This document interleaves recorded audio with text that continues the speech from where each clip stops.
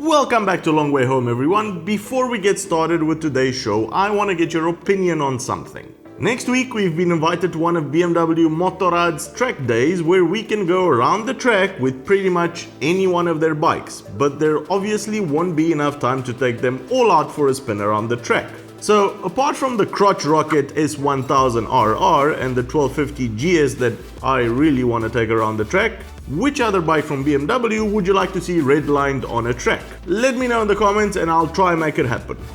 The absolute best and guaranteed way to start an argument between friends or anywhere on the internet is what kind of oil is best for your engine. Old school mineral oil, high-tech synthetic, or something in between.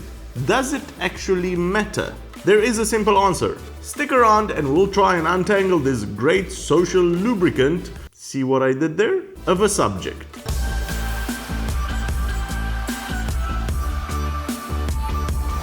Get your motorbike news in a pleasant way. Hit that subscribe button and turn on your notifications so you don't miss the next episode.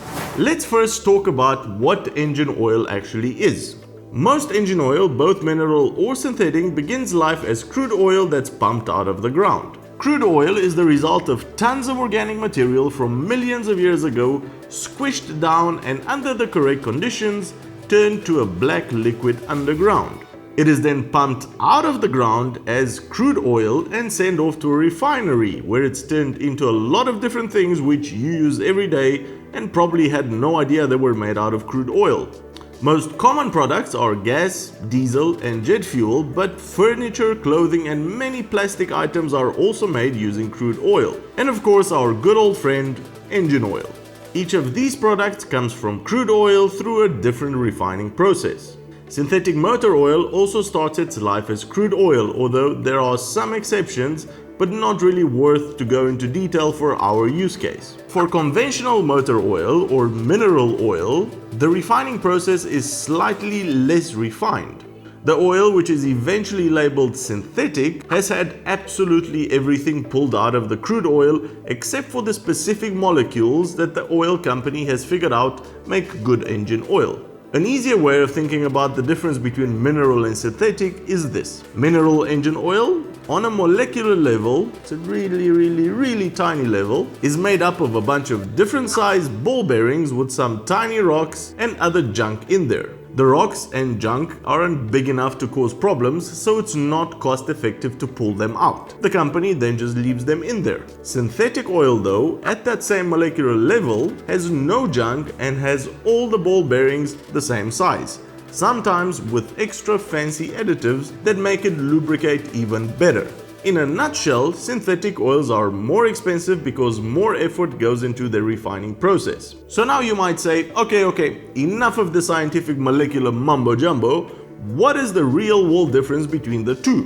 Viscosity breakdown.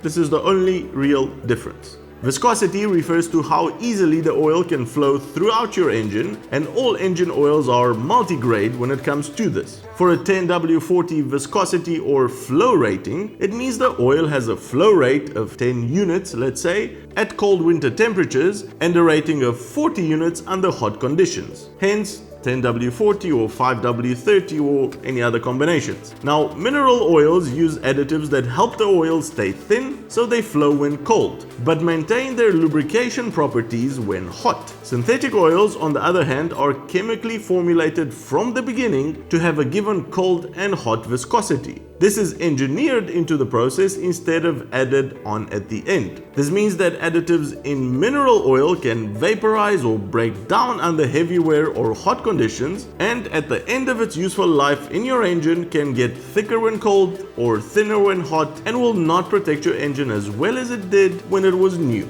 This is the phenomenon called viscosity breakdown, and you've probably felt it by having trouble shifting gears when your bike was due for an oil change. If it's a little more difficult than before to change from first to second or to find neutral, you might just need an oil change. Synthetic oils suffer a lot less from viscosity breakdown, so it's less likely that your engine will ever go unlubricated or develop sludge. Okay.